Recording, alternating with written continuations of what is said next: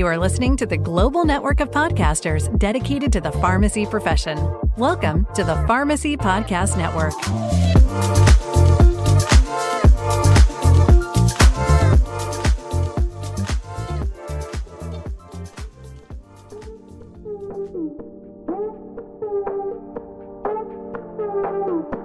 Welcome to a special series from the Pharmacy Podcast Network with exclusive coverage of the Cencora 2025 ThoughtSpot Conference. This three-part series, sponsored by Outcomes, takes you inside one of the most important gatherings in community pharmacy. ThoughtSpot brings together independent pharmacy owners, operators, and healthcare leaders to share innovations, tackle challenges, and shape the future of care. Across these episodes, we'll deliver key insights, industry voices, and the tools and strategies helping pharmacies thrive. ThoughtSpot acts as a catalyst for the future of community care, sparking together the minds of those in the driver's seat of change. We're bringing you to the showroom floor, right here on the Pharmacy Podcast Network. Pharmacy Podcast Network's host and member of Pharmacy Crossroads, Kris with Pharmacy Marketplace, shares his views on opportunities for community pharmacy growth. ThoughtSpot 2025, we are here at the Outcomes booth 132. This has been so much fun already, and guess who is here with me? Kris, fellow podcaster, part of the Pharmacy Podcast Network. He's actually helping on the Pharmacy Crossroads program, and you are actually involved with Marketplace, which is a system that, just in case Cencora team or Good Neighbor pharmacies don't know about the Marketplace, welcome to the show. It's so good to see you. Thanks, Todd. We're spending more time than ever. Yeah, I feel like our summer is just going to do this, new podcast at trade shows. It's just podcasting at trade shows. That's all we do. All right. Just in case people don't know, Kris, you're with Marketplace. Talk to us. What is Marketplace? Yeah, so Pharmacy Marketplace is a technology software that's helping these drugstores really manage all their sourcing arrangements. So, they're ordering from their primary vendors, they're ordering from secondary suppliers, and they never know exactly where they stand on how their rebates really process. So what we do is we digest all the information for them and give them a good, accurate picture of where they're at with their sourcing arrangements. So really, it's a very convoluted, frustrated process that we've been dealing with for decades. Yeah. And now, because of AI and technology, we're there and we can really make it easier. Let's talk about ease, because if I'm a pharmacy owner and I have 5 million things happening, as well as the struggles of thriving and building a business because of all my reimbursement issues, talk to me about how easy it is to integrate the Pharmacy Marketplace into my own business. Yeah, the neat thing is we're integrating with pharmacy management systems like the outcome systems. Okay. Essentially, everything's feeding into our platform and then it feeds back out. So we know that you can have a great idea to help pharmacies, but unless you make it easy to adopt in workflow, they're not going to adopt it. You got to be very proactive in making sure that their staff understands how it will incorporate in what they're doing day to day, and it's not going to be a big, robust change. So what we're trying to do is make sure that the training's there, that the technology integration's there with great companies like Outcomes and the wholesalers, so that the staff does not get frustrated with having to change their habits. Kris, you've been around community pharmacy for a while, as well as multi-store environments. Talk to me about increasing revenue and doing things outside of just the dispensing fee. Some of the ideas that you've come up over the years. Yeah, so I think that it comes down to, hey, how am I going to make money, save time so I can make money, or save money now? Every cent counts. And these drugstores are starting to, thanks to the shift in COVID, the system is really recognizing that community pharmacy has relationships in accessibility and education. Yep. So these stores are leveraging that to do these clinical type of services to mitigate risk for patient populations that are ending up readmitting to hospitals or anything that's unnecessary. Our payment models now are saying, hey, pharmacy can be the bird dog in noticing high risk situations, and they can get in between that situation and educate the patient, change the medication, do some screenings and whatnot. And now with all the new medical billing opportunities, good innovative pharmacies are starting to tap into those interventions and finding ROI in that. It's really neat to see. So it's fun being here at the Outcomes booth. Talk to us for clients out there, customers out there, our RX30 users, people that have used Outcomes or are thinking about using Outcomes. What is the integration between you and in the Outcomes system? Yeah, it's been wonderful. So there's a bilateral integration feed with the API and EDI systems. So essentially, all the dispensing information comes back into Pharmacy Marketplace, where we're able to analyze it, digest it, compare 200,000 item crosswalks for pricing, and then upload it to be able to really visualize, like, to make the pharmacies have a better decision process. So that's the key thing with AI and cool technology. You know, it can, we think, oh my gosh, AI is going to take over the world, Big Brother. But the applications that we're using in drugstores is really neat. That is cool. Hey, listen, if you have some questions for Kris, please reach out to him at the Pharmacy Marketplace. Tell us where we can find you and get a hold of you. Yeah, definitely. So our website's pharmacymarketplace.com. You can find me, Kris Rhea, on LinkedIn or at the Pharmacy Podcast Network as one of the hosts. And, you know, I'm always welcoming and love to talk to pharmacy owners, not just about Marketplace, but anything in the industry. One of the things I'm really passionate about is being a connector and finding the right people to talk to the right people. Absolutely. That's the fun thing about this business, is there are always people that are willing to help one another because we're all in it together. You know, independent pharmacy has been such a wonderful part of my life, and how they treat their customers. It always resonated with me, and I found a home in this. Absolutely. Kris Rhea, thank you so much for being with us here on the ThoughtSpot 2025 post show here at the Outcomes booth. Thanks, Kris. Thanks, Matt Kiethanom, Outcomes Director of Product Management, talks with Todd Urey with several exciting updates. Hey there, ThoughtSpot 2025 here at the Syncora event. This is wonderful. Not sure if you know this, but we are partnered up this year with Outcomes to really dig down into clinical expertise and technology and folding that together to empower our pharmacists. And I'm here with Matt Kiethanom, who is with Outcomes. Matt, it's so good to finally meet you.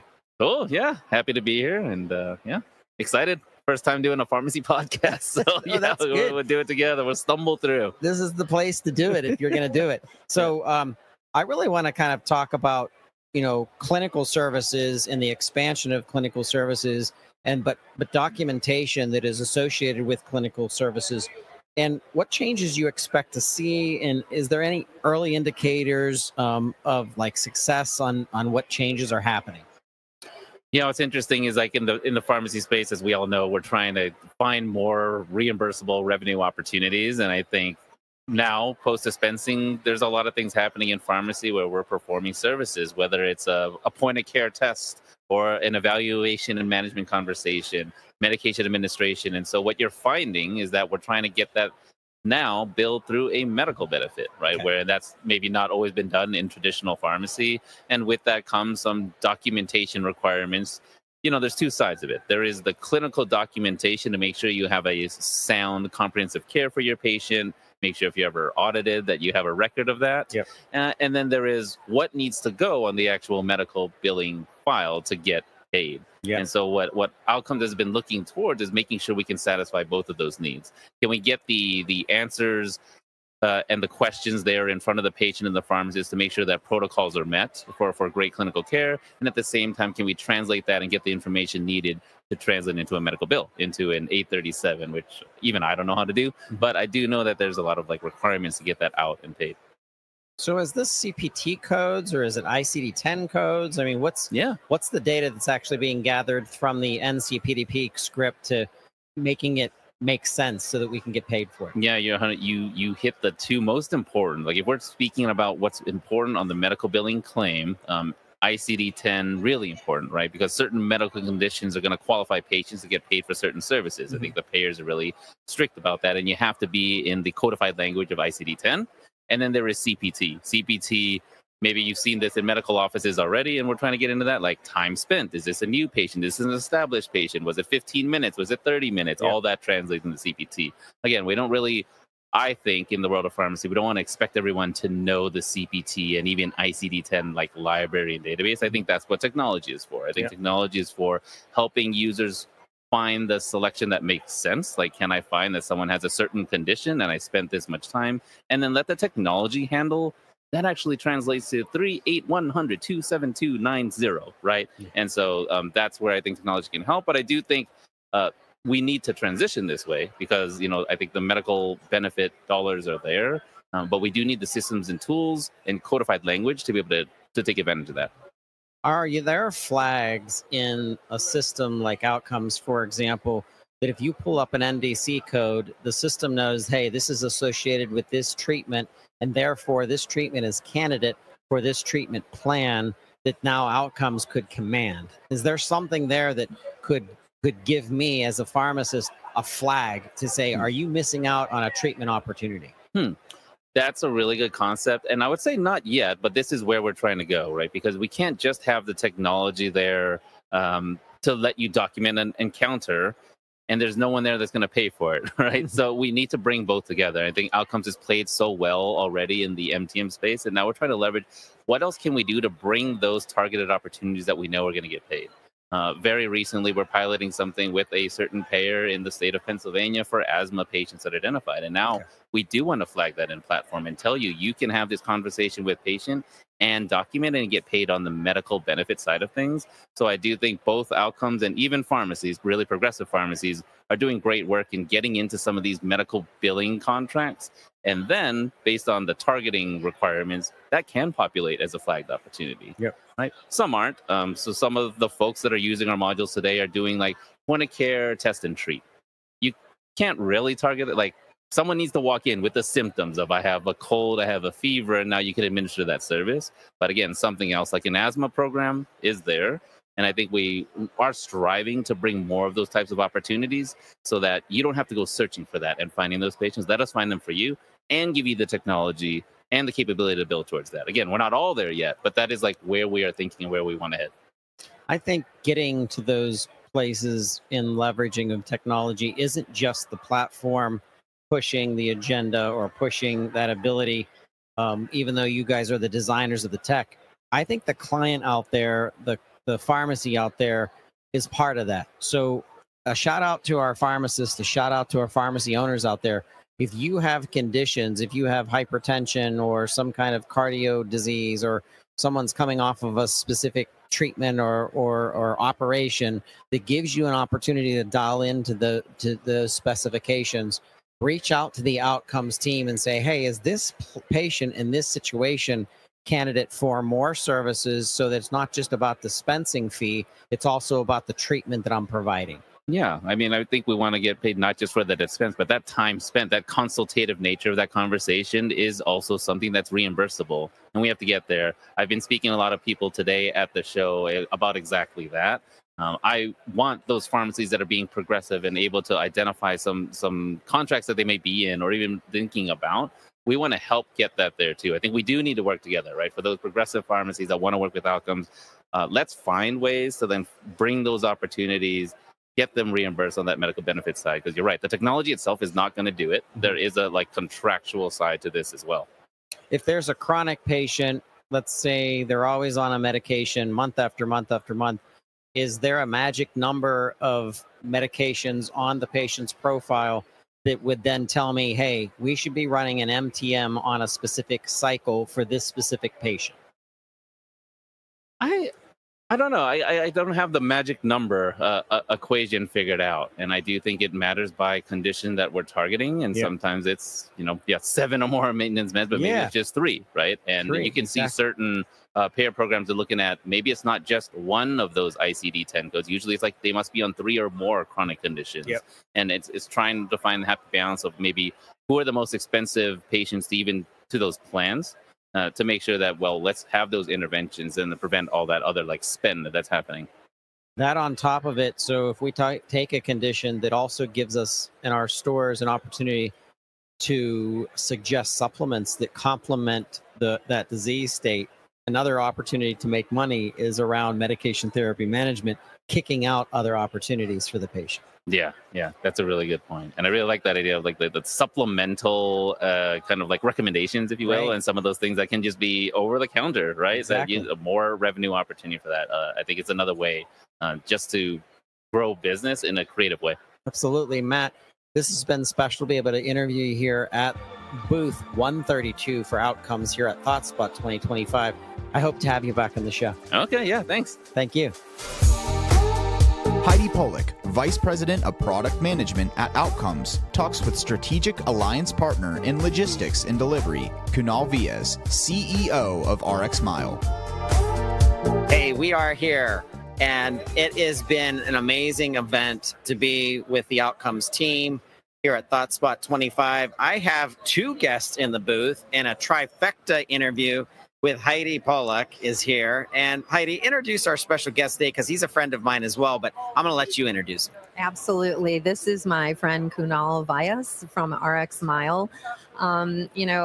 He was so persistent in contacting me on LinkedIn and, just so friendly in his interactions that I couldn't wait to talk to him about working, how could we work together as companies to bring delivery services to pharmacies. Patients today can't get out as often as they could. We're seeing a lot of pharmacy deserts, so patients have to drive 20, 30 miles to get to a pharmacy, and they just can't do that all the time. And so, working with Kunal and his organization to bring delivery services to our pharmacies has just been such a pleasure. So, Kunal. Thank you, Heidi. I appreciate that introduction. And yes, Heidi is an amazing friend of mine, which I actually met for the first time here. Right. I've been talking to her on the phone. I've been talking on email for years. Yeah. And we finally got to meet, and the energy is amazing. Right. And I'm glad to be here with the Outcomes team. And, as you had mentioned, pharmacy deserts and things like that. I look at us as independent pharmacies kind of as all of one big family in a sense. Right. Where we're all working together to resolve what we can do to help the patients, especially the geriatric communities that we have here in the rural areas. And delivery helps that a lot because we can reach out 20 miles, 40 miles, depending on in certain rural areas and whatnot. But the other important piece I also feel is pharmacy economics, very important. And as a pharmacy owner, I was myself seeing exactly how the reimbursements were dropping and getting audited and different types of things, avoiding chargebacks to make sure it wasn't a mistake made by a driver, which we don't have control of certain things, is why we built the software. So therefore we can make it, pardon me, that's stupid proof. So everything is done correctly. When the auditing comes, we have all of our documentation in line. And, the other piece I always tell people is it's not just about delivery. It's also about what can the platform do to help you cut costs. Right. And that's very important for us too. It's extremely important today. I personally have not been a pharmacy owner, but I mentioned it yesterday. I'm a third generation pharmacist. I watched my grandfather take care of, patients in a small community, and my aunt and uncle in Jamestown, New York. And we had delivery drivers there. I did my summer internships there. And sometimes you have to have 2 and 3 and 4 delivery drivers. So you're right. The economics behind trying to have an efficient delivery service can really not be financially sustainable for some pharmacies. So partnering with organizations like yours that can really scale delivery, that's important because as your business increases, and we're going to see that. I've already seen a lot of independent pharmacies who are going to be absorbing patients from these large chains that are closing. That's going to scale their business very, very quickly. And you might not be able to stand up a delivery service very quickly. So having partnerships like yours is just so critical for pharmacies today. And it's just been such a pleasure to work with you to get that integrated and out to our pharmacy customers. Absolutely, Heidi. I appreciate the kind words. And, I tell customers, we're agnostic. We work with all PMS platforms. Correct. And I tell them all the time, try the product out, 30-day free trial, no long-term contract, month to month, because I know you're not going to go nowhere once you use it. Right. See, my thing is that if a pharmacy is paying me $300 a month to use the software, I better be bringing $3,000 in value back to you each month. And that is the key. And we've got probably thousands of pharmacies as references that can say that's the value we bring. And that's why we just want to make sure it gets in the hand of everybody. Right. Let everybody see how it can work for them and how it can help them with their efficiencies and overall operation and ecosystem of running a pharmacy, not just delivery. Right. And, the complexity of deliveries as well, there's a lot of things that you have to think about. Are you delivering controlled substances, and what regulations do you have around capturing signatures? Delivering cold chain medications. You've got some great features in place to help pharmacies do that. So there's so many little fine details that, again, as a pharmacy owner, you might not be thinking about. So knowing that you have a partner that's what you focus on, so you tick all the boxes, you dot all the I's, you cross all the T's to make sure that the delivery service is going to meet all the rules and regulations, because that's the last thing you want to do is break a rule or regulation in pharmacy, because we know that our friends at the PBMs are going to come down and they'll find a reason to take back that claim. So it's just great to work with partners that are so efficient like yours. I appreciate that. Absolutely. They're going to continue to move the goalpost, and we got to make sure that our pharmacies can take the field goal. That's right. That's why we're consistently evolving our technology to be compliant, as you mentioned. That's very important. But there's one key component when it comes to delivery that I always, when I speak to pharmacy owners, I always ask them, after cost of drug and payroll, your third largest expense is delivery. Right. So, like you mentioned, right, a lot of these stores are closing as far as these chains, so they're going to be droves of volume coming in. They have to set themselves up where they're not averaging 1.5 prescriptions per package being delivered to Joey's house.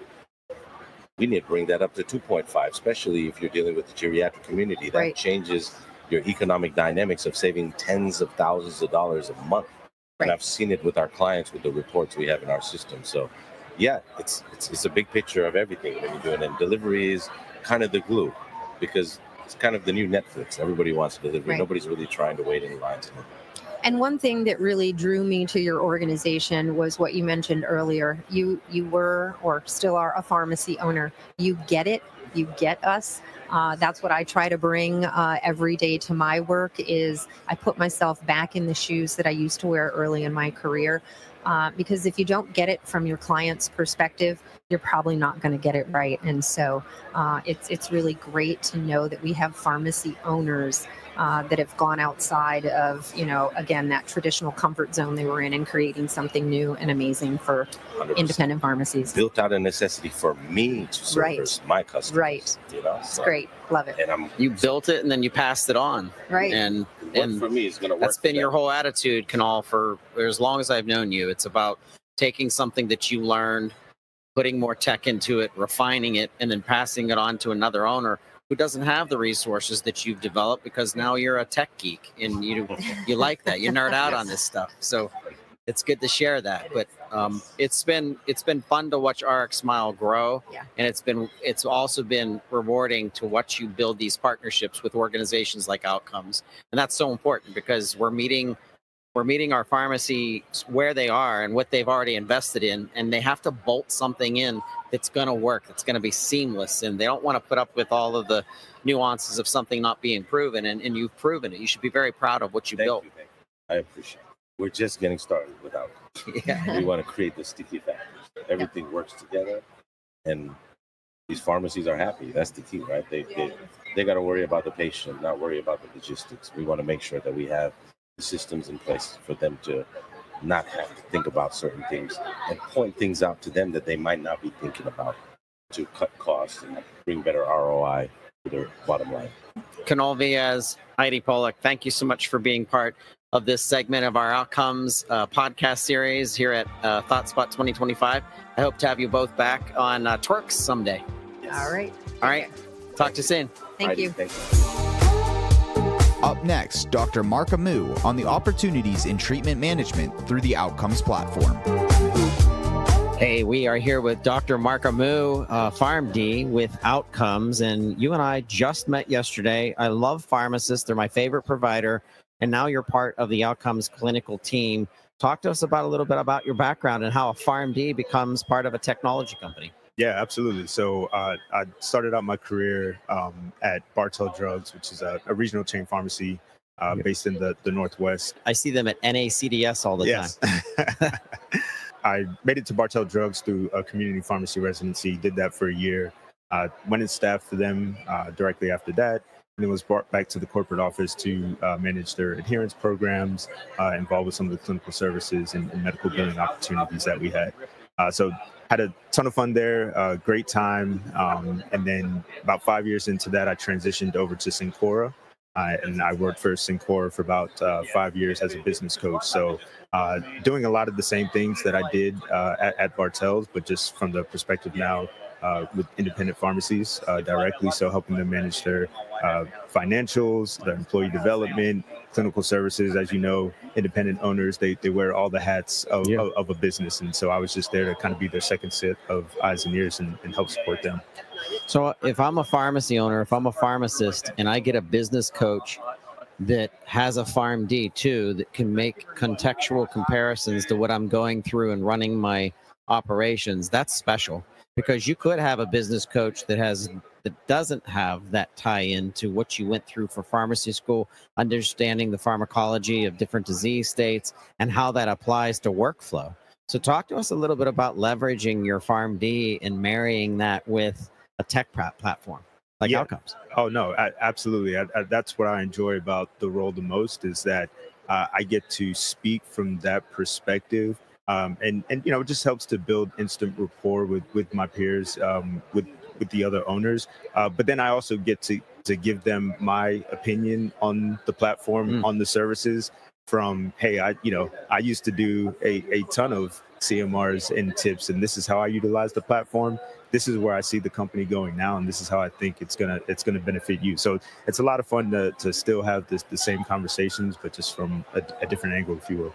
Talk to me about roles of our pharmacists now, because, you know, I started in pharmacy 20 years ago, and today pharmacists are doing more things than I've ever seen them do.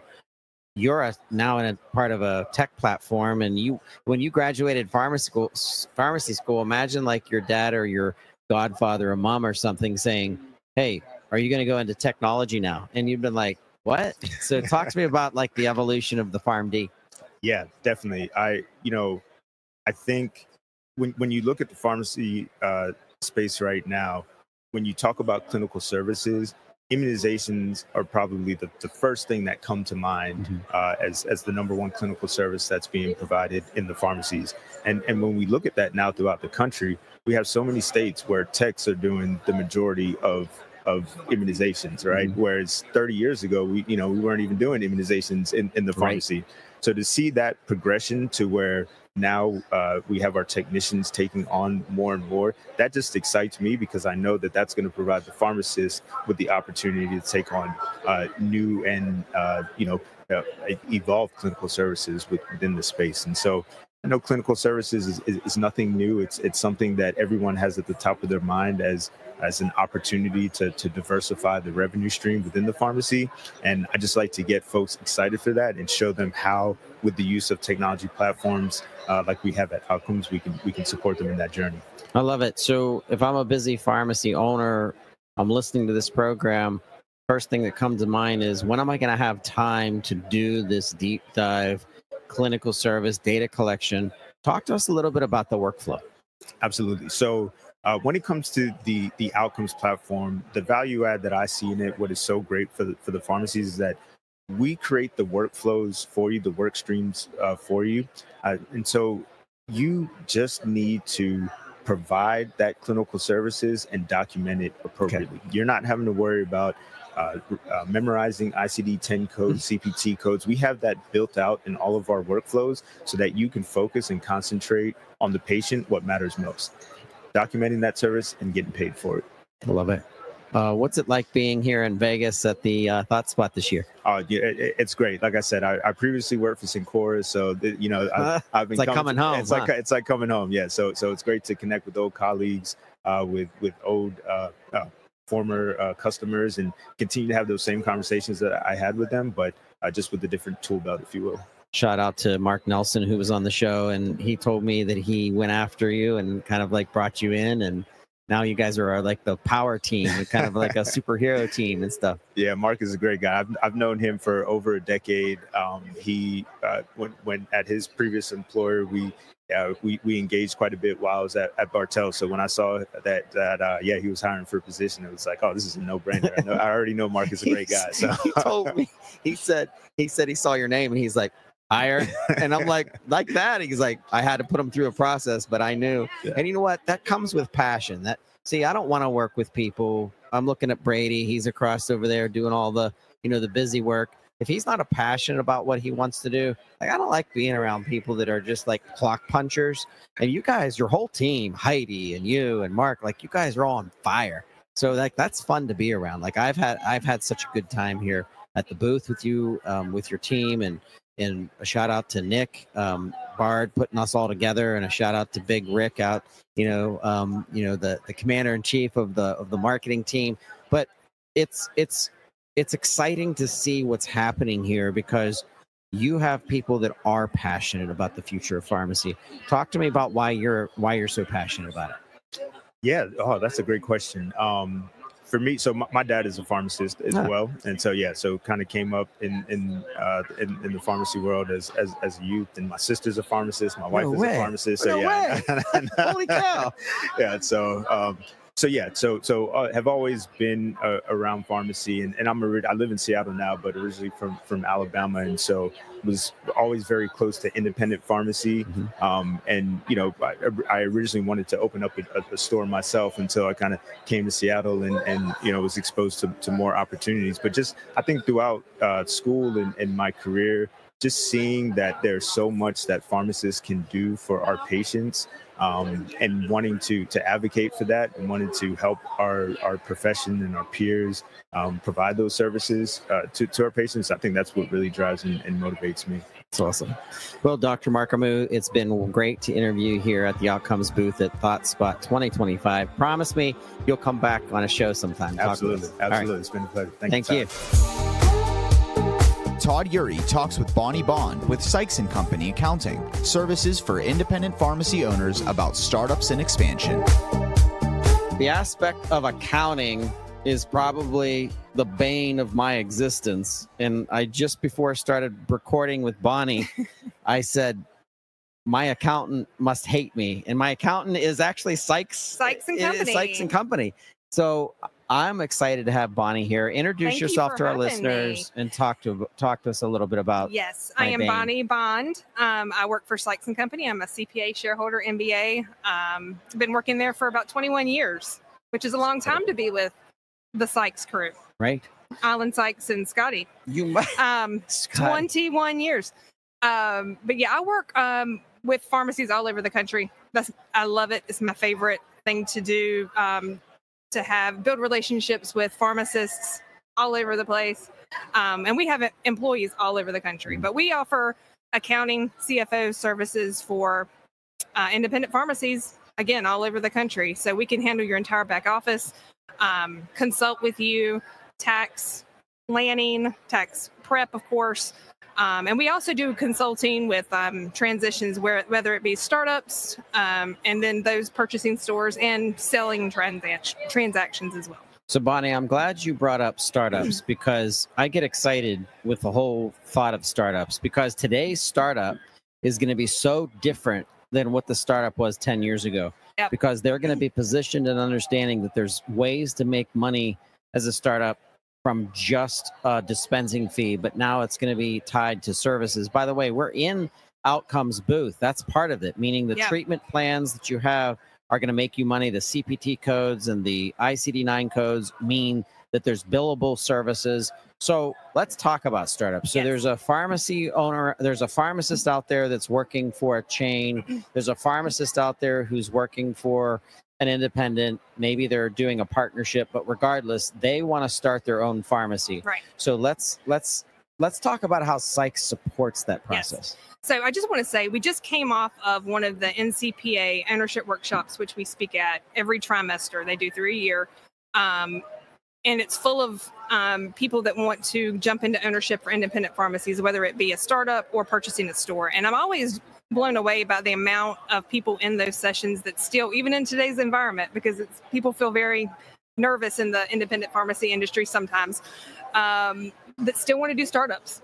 And so it's usually half the room. So that's normally where we start and meet a lot of our startup clients. We offer services to help you during that process, work with you from start to finish. When I mean finish, opening the door. Yep. And we're kind of just the quarterback in that process, working with your bank, with lending, making sure you have enough working capital to get everything going, looking over your lease that you're looking to sign, again, making sure that you have the right money in place, that you can work with your regulatory groups to make sure you get all your contracts in place before you open. And just, we set up the accounting file, we help you set up your entity, any kind of tax elections that is needed. We do all of that. In anything, we're just kind of your quarterback through that process from start to the day you open. Make sure you're ready to go. So if I'm starting a pharmacy, give me some like bare bones stuff that if I've had this dream, I want to open a store, I want to start up, or I want to even start up a secondary location. Right. Talk to me about the bare bones. What do I need to bring to you? Because I want to mention that really, really quick. What we're having a lot of right now is current ownership. And with a lot of the big box stores that are closing, there's lots of opportunity for some of these startups to jump in and pick up some of these patients. Pharmacy deserts. Exactly. Yes, absolutely. And so, but yeah, right from the get, our main goal is to make sure that you are set up correctly as far as your entity selection. And that can vary depending on state. People a lot of times will start their own entity because that's not hard to do, to set up an LLC. But then they spend, maybe that's been a year or two, they don't realize they've had tax filings. They don't realize all these things that should have been done from the beginning. It's really great to start with a good foundation. It could be cheaper in the long run to just pay someone to help you do it right from the beginning instead of having to go back and fix it later. And then the other thing is that's really big is the financing or the capital injection that people bring to the table. We meet with people a lot that have kind of they're close to opening and they come to us for help and they say, we're like, how much money do you have in the deal? How much is your bank giving you? And if it's not a pharmacy niche bank, a lot of times it's a local bank and they say, oh, well, we have $150,000 to get going. You cannot open a pharmacy with $150,000. So we normally see minimum $500,000 to $600,000 to sometimes to $800,000 that you need to get everything going, because people forget that the inherent nature of pharmacy is the receivable situation. So, and the growth with a startup. So you could open your doors and then grow like crazy, which is a positive thing, but you will run out of cash very quickly because of how you're having to pay your wholesalers and you are not receiving payment for sometimes 21 days to a month. It's crazy. So, and growth just compounds that and you will run out of cash. We want to make sure people are using the right banks for financing. We're big on, and that same thing for attorneys, to use a pharmacy niche bank, to use a pharmacy niche attorney, people that understand that to make sure all your contracts are done correctly, and on the regulatory side as well. A local bank, it may be a great relationship that you have with someone in your hometown, and they don't understand pharmacy. They don't understand pharmacy, and they're not going to. Usually, they do not give you enough working capital to get the deal going. And then when 6 months comes, 6 months down the road, you run out of cash because you're growing like crazy. They're not going to give you money, any additional money, because they don't understand why. They're like, well, where's the money? What happened? Where a pharmacy niche bank is going to, number one, they're going to make sure that you are fully capitalized to begin with. But then if they understand the growth, they understand what's going on, they won't be more likely to help you. I love it. Yeah, get more if you need it. So. Well, I like the direction. If you're listening right now to this podcast and you're like, hey, I've thought of starting up, I want to talk to someone that really understands the business, reach out to the Sykes company, reach out to the Sykes team. Bonnie, what is the best way for a listener to reach out and get in connection with you guys? Check us out. Can I plug my podcast on your podcast? Oh, absolutely. Well, your podcast is part of our network. Exactly. So the Sykes Bottom Line Pharmacy podcast, we just throwing that out there. We have just free information. So much free information. Great vendors. I'm going to actually say Yes. Olin, who's the OG. Yeah. Right. He's had a YouTube channel Forever. for 10 years Yes. plus. So there's so much content out there. If you don't know about the Sykes content library, I want you to search them on, and you can put in any of the social media. Austin's doing an amazing job in blowing you guys up. But look for Sykes on YouTube, and you could go Sykes Pharmacy. If you Google Sykes Pharmacy Accounting, it comes right up. Yeah, our Comes right YouTube up. channel is full of decades of videos that is current today. But free information. If you can't sleep at night, turn that bad boy on and just listen. But also, you can check out our website and schedule a call with any of us. I work a lot with startups and transitions. You can see my calendar live and pick a time that works great for you, and we will be glad to talk with you about it. And master the margin. Yep. And we got, hopefully, I think July 31st, we are having a webinar about the new tax bill and all the updates, and not just a generic one like everyone's doing. It's going to be all the details on how it affects independent pharmacy Very specifically. So Excellent. we're excited about that. You can register for that as well on our website. Very good. All right, Okay. You heard it here at ThoughtSpot 2025. We are excited to be here, and thank you so much, Bonnie, for this time. Okay, I appreciate it. Thanks, Todd. Todd Urey talks with CEO of the Alliance for Pharmacy Compounding, Scott Brunner. Hey, ThoughtSpot 2025. I want to give a shout out to Scott Brunner. He's been a contact of mine for years, and we're actually the veterans now, Scott. I don't know if I want to. You want to be called a veteran? That's fair enough. Yeah. Maybe a subject matter expert or something. I'll take that. Yeah. Right. All right. So when I think of the plight and the struggles of our independent community pharmacies, I always think, how can we make more money at providing services that we know are needed in our communities? And one of that is going back to the very beginning times of pharmacy, which was compounding. Yeah. Pharmacists took ingredients and ground it up with the ball and pestle and literally made custom compounds for their patients and their people because they knew them. They knew them by name. They knew what they were going through. A lot of that hasn't changed. What has changed is the attack on compounding. And your organization, APC, is leading to keep compounding relevant, to keep it out there, and how important it is because of that customization. So introduce yourself to listeners just in case they don't know you. I'm not sure how you wouldn't know Scott Brunner, but nonetheless, introduce yourself and talk to us a little bit about APC. Yeah, we're the Trade Association for Pharmacy Compounding. So APC has been around for about 35 years. We represent about 600 small business compounding pharmacies. Those are certainly hybrid, doing traditional retail dispensing and some amount of compounding. And then we also have compounding-only pharmacies and probably a dozen or so 503B outsourcing facilities. We represent about 5,700 individuals, and we're the advocacy organization for compounding. You are right. We are in an interesting period of time. We are on the tail end, I guess, of what has really been an extraordinary 3.5 year period in which compounding pharmacies have stepped up and provided Americans access to a wonder drug, semaglutide, tirzepatide, at a time when the drug makers could not. And compounding pharmacies have done that at a price point and with a record of safety price point that patients can afford, and a record of safety that's very much in line with that for the FDA-approved drugs. And so a lot of attention has been paid to compounding lately. The drug makers continue to disparage us, unfortunately, and conflate compounding with illicit activity and all that. That's a bunch of nonsense. Compounding pharmacies, state-licensed compounding pharmacies, operate within a rigorous compliance framework under the standards of the U.S. Pharmacopeia, which are appropriate for preparing a drug for an N of 1, for an individual patient.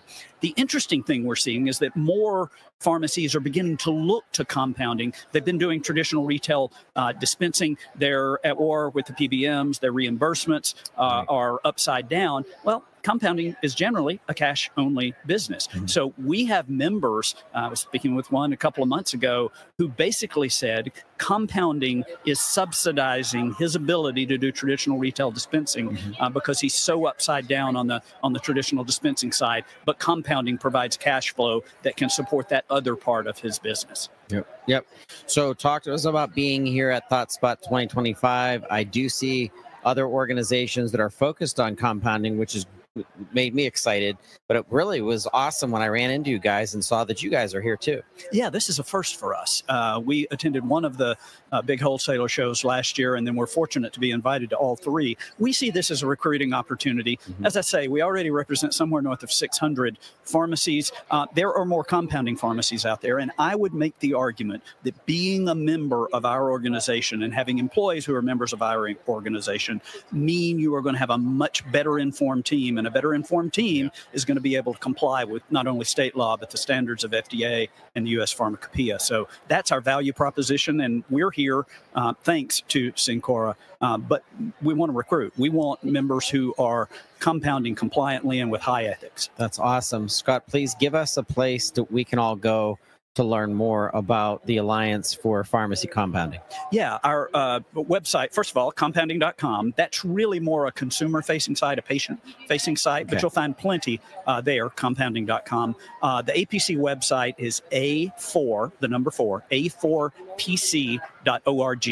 And you'll find plenty of information about what we do. You'll find best practice guidance on various aspects of compounding. It's all there on the website.